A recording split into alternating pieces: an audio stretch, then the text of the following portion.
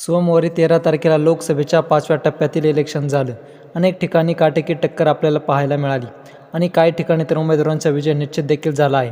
अनेक राजकीय अभ्यासक आपले अंदाज वर्तवितात. तर अशाच राजकीय अभ्यासकांच्या मते आपण चौथ्या टप्प्यात जे मतदान झाले त्यातील कोणते उमेदवार विजयी होतील, कोणते पराभूत होतील आणि कोणाकोणामध्ये टफ फाईट पाहावयास मिळणार आहे, या सर्वांचा आढावा घेणार आहे. त्यामुळे हा व्हिडिओ शेवटपर्यंत नक्की पहा. चौथ्या टप्प्यातील निवडणूक नुकतीच पार पडली.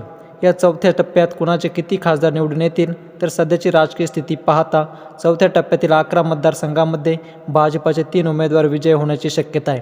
शरद पवार गटाचे 2, उद्धव ठाकरे गटाचे 2, शिंदे गटाचा 1, तर 3 ठिकाणी कोण विजय होईल हे सांगता येत नाही. या 3 ठिकाणी काटेकी टक्कर होणारी तसे टफ फाईट देखील होण्याची शक्यता आहे. चला समजावून घेऊया कोणकोणते आहेत ते मतदारसंघ. तर भाजपा बीड, नंदुरबार आणि रावेर या 3ही ठिकाणी विजयी होताना दिसते. बीडमध्ये पंकजा मुंडे, नंदुरबारमध्ये हिना गावित आणि रावेरमध्ये रक्षा खडसे या विजयी होण्याची शक्यता आहे. या 3ही ठिकाणी भाजपाची सरशी असणार आहे. तर राष्ट्रवादी शरदचंद्र पवार गटाचे शिरूरमधून अमोल कोल्हे आणि नगरमध्ये निलेश लंके विजयी होण्याची शक्यता आहे. उद्धव ठाकरेंच्या शिवसेनेचे संभाजीनगरमधून चंद्रकांत खैरे आणि शिर्डीमध्ये भाऊसाहेब वागचौरे हे उमेदवार विजयी होण्याची शक्यता आहे. तर शिंदे गटाचे मावळमध्ये श्रीरंग बारणे विजय होण्याची शक्यता आहे. तर 3 ठिकाणी टफ फाईट होण्याची शक्यता आहे.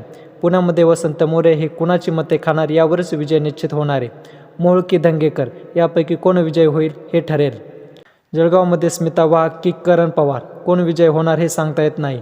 इथे टफ फाईट होणार असल्याचं बोललं जाते. तर जालनामध्ये मराठा फॅक्टर निर्णायक ठरणार आहे. रावसाहेब दानवे यांची सत्ता राहणार की जाणार, या सर्वांबद्दल तुम्हाला काय वाटतंय कमेंट बॉक्समध्ये नक्की सांगा. कोण विजय होऊ शकतं आणि कोण पराभूत. हा व्हिडिओ आवडलाच असेल तर लाईक व जास्तीत जास्त लोकांपर्यंत शेअर करा आणि सोबतच आमचं विश विचार हे यूट्यूब चॅनल अवश्य सबस्क्राईब करा. जय महाराष्ट्र.